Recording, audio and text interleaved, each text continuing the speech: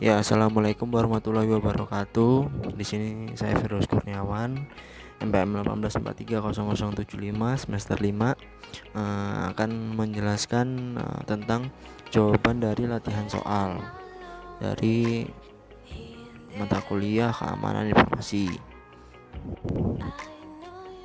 Kebijakan dan hukum apa yang diharapkan di negara Indonesia untuk melindungi privasi Indonesia?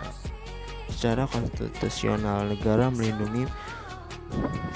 melindungan privasi dan data penduduk masyarakat. Pasal 28G ayat 1 Undang-Undang Dasar Negara Republik Indonesia tahun 1945, Undang-Undang 1945 berbunyi setiap orang berhak atas perlindungan dari pribadi atau data pribadi, keluarga, kehormatan, martabat, dan harta benda yang di bawah kekuasaannya, serta berhak atas rasa aman dan perlindungan dan ancaman ketakutan untuk berbuat atau tidak berbuat sesuatu yang merupakan hak asasi,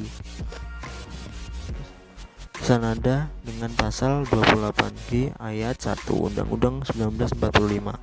Pasal 2 Undang-Undang Admin mengatur bahwa setiap penduduk mempunyai hak untuk memperoleh, yang pertama, dokumen kependudukan, yang kedua, pelayanan yang sama dalam pendaftaran penduduk dan pencatatan sipil, yang ketiga, perlindungan atas data pribadi, yang keempat, kapasitas hukum atas pemilikan dokumen, yang kelima, informasi mengenai data hasil pendaftaran penduduk dan pencatatan sipil atas dirinya dan atau keluarganya, dan yang keenam, ganti rugi dan pemulihan nama baik sebagai akibat kesalahan dalam pendaftaran penduduk dan pencatatan sipil serta menyalahgunakan data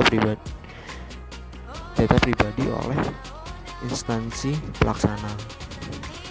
Terus ya, ini contoh-contoh dari data pribadi. Yang pertama itu nama lengkap, yang kedua nomor HP, yang ketiga alamat, yang keempat regency kontak, yang kelima kartu keluarga, yang keenam KTP, yang ketujuh nama ibu kandung, yang kedelapan foto selfie, yang kesembilan nomor rekening, dan yang ke-10 slip gaji. Terus penyebab kebocorannya, yang pertama aplikasi pinjol tidak aman, tidak dikelola dengan baik sehingga sangat mudah diretas.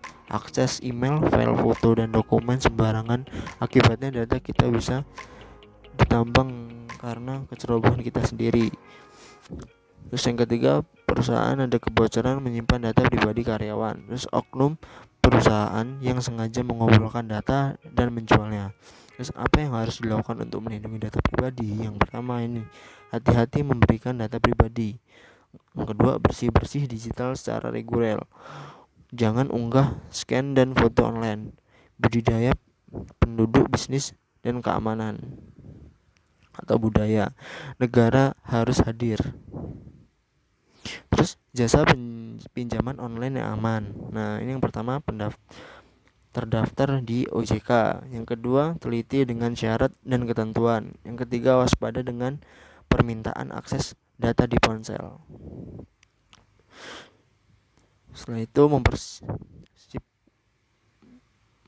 mempersiapkan kedaulatan data Indonesia. Yang pertama, kedaulatan dan perlindungan data privasi. Sejauh mana negara mengontrol data pribadi melalui kebijakan yang berdasar pada, yang pertama, nation intervensi, yang kedua, international obligation, yang ketiga, regional obligation. Setelah itu, kepentingan nasional. Yang pertama, negara hadir untuk melindungi dan memberikan rasa aman. Yang kedua, data pribadi merupakan salah satu bentuk privasi. Yang ketiga, hak dasar yang diakui secara universal. Yang selanjutnya, kedaulatan data. Yang pertama, 120 negara telah memiliki pengaturan data pribadi yang khusus. Yang kedua, dipengaruhi pengaturan Uni Eropa. Yang ketiga, General Data Protection Regulation. Nah, sekian, terima kasih.